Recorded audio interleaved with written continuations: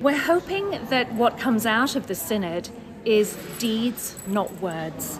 That finally we will see some action when it comes to women's ministry, that it will move beyond constantly talking in very abstract terms about this homogenous group of women, instead of recognizing that women were ministers in the early church and they need to be restored to ministry.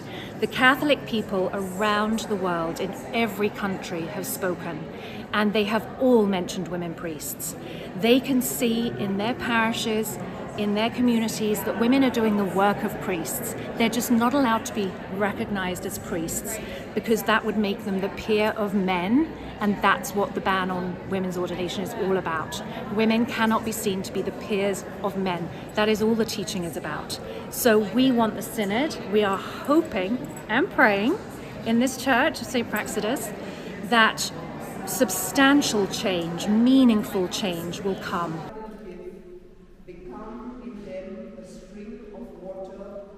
I do believe those 54 women will make a difference.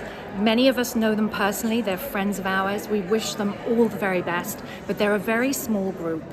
And as many lay women as there are in that meeting, there are almost an equal number of cardinals. So the highest ranking cleric in the Catholic Church are really almost outnumbering the lay women, and that's without looking, at the bishops and all of the priests that are there. So we know that they've got a big job to do.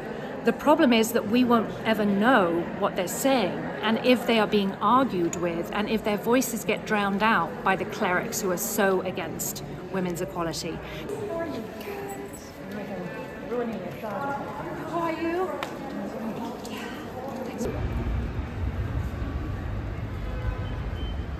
I think it shows that they're afraid of this question and that it's very much alive.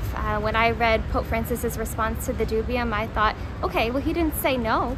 He clarified that, yes, okay, you can't have public protests about this, but of course we will, and the question can be studied. And so to me, that's not a no. This is a conversation that the Church needs to have. I'm not sure if he's ready to have it, but it's a live conversation. So the cardinals brought it right to the front, and so I think it shows that they're afraid, and yet we're here. We're not stopping.